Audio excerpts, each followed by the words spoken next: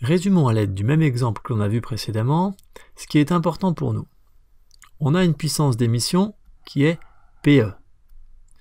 Et il faut que la puissance résiduelle qui arrive sur le récepteur soit supérieure à la sensibilité du récepteur pour que la transmission soit valable. Alors voyons deux cas de figure. Dans le premier cas de figure, on va considérer une puissance d'émission de 0 dBm.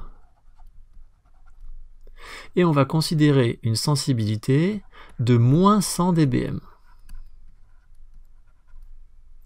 Dans ce cas de figure, eh bien, entre la puissance émise et la sensibilité, on a 100 dB de différence. Et ces 100 dB, eh bien, c'est notre budget. Ça veut dire que c'est ce qu'on a le droit de perdre dans l'air, dans les câbles, et qui permet tout de même que la transmission se fasse. Prenons maintenant un deuxième cas de figure, avec une puissance émise de moins 20 dBm.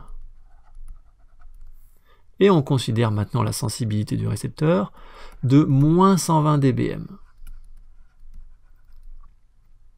La différence entre les deux, elle est toujours de 100 dBm. Quelle transmission est plus intéressante? En fait, c'est exactement les mêmes. Parce que d'un côté, vous avez une puissance émise qui est plus importante, mais une sensibilité qui est moins bonne. Et dans le deuxième cas de figure, vous avez une puissance émise qui est moins bonne, mais vous avez une sensibilité qui est meilleure. Autrement dit, si on reprend notre exemple avec les deux interlocuteurs qui parlent, dans un cas, vous avez quelqu'un qui chuchote avec un interlocuteur qui a une très bonne sensibilité d'oreille, et dans l'autre cas, vous avez quelqu'un qui parle plus fort, mais avec quelqu'un qui entend moins bien.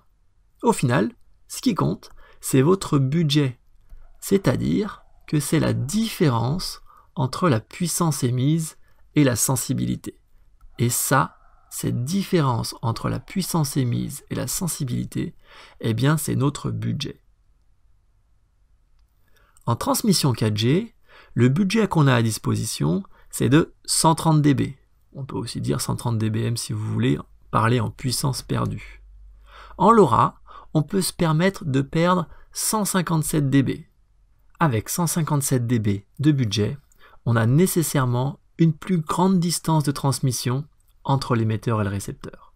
Eh bien, en LoRa, le record du monde d'une transmission entre un émetteur et un récepteur a été battu en avril 2020 et il est de 832 km.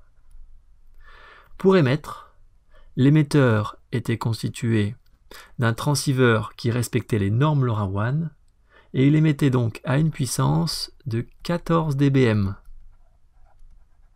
ce qui correspond à 25 mW. C'est bien sûr quelque chose qui est très théorique et nous n'arriverons bien sûr pas à ces degrés de performance. Maintenant qu'on a bien compris ce qu'était le RSSI, ce qu'était la sensibilité, ce qu'était le rapport signal-saut-bruit et ce qu'était le link budget, eh bien on va être capable d'aller voir des trames LoRaWAN qui circulent sur une gateway et on va aussi être capable d'aller étudier de la documentation de transceivers LoRa. Et c'est ce qu'on va faire dans les prochaines vidéos.